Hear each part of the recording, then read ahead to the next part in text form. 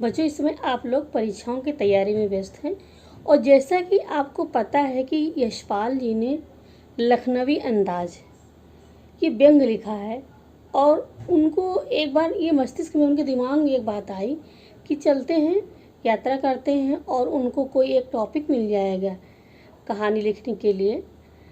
कवि या लेखक जो भी होते हैं तो वो लोग सोचते हैं कि इधर उधर उनको तमाम टॉपिक कहीं ना कहीं मिलते रहते हैं। तो इसी प्रकार यशपाल जी ने यात्रा करने की सोची और वो रेल यात्रा करने के लिए चले और जो डिब्बे में चढ़े तो वहाँ पहले से एक नवाब मौजूद थे।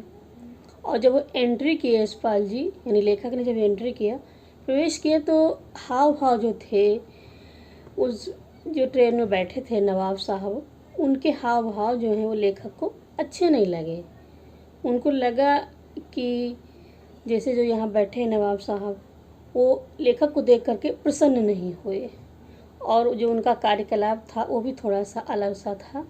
देखा वो खीरे लिए हुए थे, बढ़िया तौलिए पर उनको रखे हुए थे, खाने जा रहे थे और उसको उठाया खाने के लिए, फिर उसको सूंघा और सूंघ के ही उसको बाहर फेंक दिया।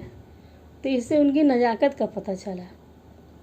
तो ये बहुत ही मनोरंजक और मतलब कह सकते हैं हास्य व्यंग से भरपूर यह व्यंग है और इसमें जो प्रश्न आते हैं वो बहुत ही उपयोगी हैं बच्चों के लिए। तो आप लोग इनको देखें और ये जो कार्य इसमें हम कराएंगे, जो हम बता रहे हैं प्रश्नोत्तर, उनको आप ज़रूर कर लें, ज़रूर तैयार कर लें, वो परीक्षा में पक्का है आने वाले हैं। तो इस प्रकार आप उनको देखें और याद करें। परीक्षा जब 4-5 दिन पहले परीक्षा के उस जिस दिन उसका पेपर हो तो बिल्कुल पूरी तरह से उसको याद कर लें, पूरी तरह समझ समझ कर तैयार कर लें। तो आइए देखते हैं इन प्रश्नों को। छात्र उपयोगी अध्ययन सामग्री है और यह गद्य खंड की है। तो ये जो पाठ है लखनवी अंदाज और इसके लेखक है यशपाल।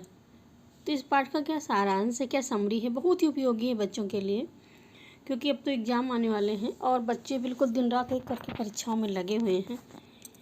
हिंदी के लिए तो बहुत ही आवश्यक है कि आप लोग इसकी हेल्प लें और पढ़ें। शीर्षक व्यंग रचना में वास्तविकता की एक बनावटी जीवन शैली को अपनाने वाले सामंती वर्ग पर इसमें कटाक्ष किया गया है।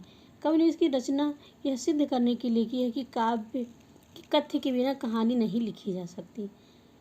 एक बार लेखक नई कहानी का कथ्य खोजने के विचार से सेकंड क्लास के डिब्बे में रेल यात्रा के लिए घुसा। यहाँ पहले से ही एक व्यक्ति लखनवी अंदाज में पालथी लगाए बैठा था। उसके सामने एक तौलिए पर 2 चिकने खीरे रखे थे।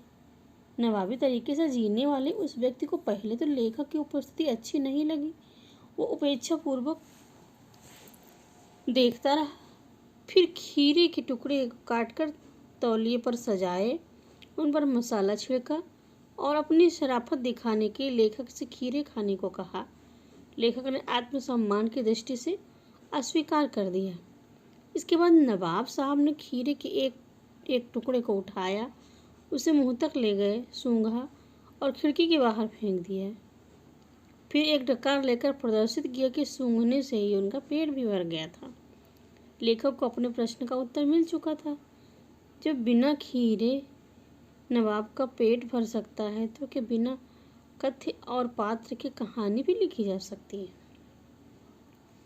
अब देखिए प्रश्न है एक, निम्नलिखित प्रश्न के उत्तर को 25 से लेकर के 30 शब्दों में लिखना है। अब पहला प्रश्न इसमें क्या है, देखिए एब्स्ट्रैक्ट शब्द किन किन पर कटाक्ष करता है। लेखक का कथन क्या है, लेखक क्या कहना चाहता है। एब्स्ट्रैक्ट का अर्थ है अशरीरी, जिसका भौतिक स्वरूप न हो, केवल सूक्ष्म अस्तित्व हो। ऐसे शब्द के माध्यम से लेखक ने नवाबों की काल्पनिक जीवन शैली तथा नई कहानी के लेखकों के अति सूक्ष्म धारणाओं पर व्यंग किया है। अब देखिए इसमें दूसरा प्रश्न कौन सा है, लखनवी अंदाज नामक व्यंग का क्या संदेश है। लखनवी अंदाज नामक व्यंग में लेखक कहना चाहता है जीवन में न्यून और सूक्ष्म दोनों का महत्व है। केवल गंध और स्वाद के शेर पेट नहीं भर सकते। जो लोग इस तरह पेट भरने और संतुष्ट होने का दिखावा करते हैं वह ढोंगी हैं, अवास्तविक हैं। इस व्यंग का दूसरा संदेश यह है कि कोई न कोई घटना, पात्र और विचार अवश्य चाहिए। बिना घटना और पात्र की कहानी लिखना निरर्थक है। लेखक के मुंह में पानी आने पर भी खीरा खाने से इनकार क्यों कर दिया? लेखक के मुंह में खीरे को देखकर पानी आ गया था। वो उसे खाने के लिए ललचा उठे थे, परंतु वो एक बार नवाब साहब को मना कर चुके थे। अतः अपने इनकार को बनाए रखने के लिए या आत्मसम्मान को बचाए रखने के लिए उन्होंने खीरा खाने से इनकार कर दिया। प्रश्न नंबर 4, नवाब साहब ने गर्व से गुलाबी आंखों द्वारा लेखक की तरफ क्यों देखा? तो इसका उत्तर है, नवाब साहब ने खीरा खाने के बजाय उसे सूंघा और खिड़की के बाहर फेंक दिया। उसे लगा कि उसकी नवाबी शान में 4 चांद लग गए हैं। इसी गर्व के कारण उसकी आंखों में नशा आ गया। उसने अपनी इसी शान को दिखाने के लिए लेखक की ओर गर्व से देखा। प्रश्न नंबर 5 है, क्या सनक का कोई सकारात्मक रूप हो सकता है? यदि हाँ, तो ऐसे सनकों का उल्लेख कीजिए। तो इसका उत्तर है, सनक को प्रायः एक नकारात्मक व्यवहार के रूप में देखा जाता है। सनक में कार्य करने वाले व्यक्ति को किसी काम की धुन सी सवार रहती है। उसका विवेक और तर्क क्षीण हो जाता है। लेकिन सनक के अनेक सकारात्मक पक्ष भी देखने में आते हैं। शूरवीरों की कीर्तिमान, पर्वतारोहियों की मृत्यु, संकट को चुनौती, अन्वेषकों के रोमांचकारी अभियान, वैज्ञानिकों के चमत्कारी अनुसंधान, स्वतंत्रता आंदोलन के सेनानियों का आत्म बलिदान, ये सभी सनक के ही सकारात्मक परिणाम हैं। यदि सनक का लक्ष्य लोक हितकारी हो और व्यक्ति का व्यवहार विवेक से निर्देशित हो, तो सनक का सकारात्मक परिणाम सामने आता है।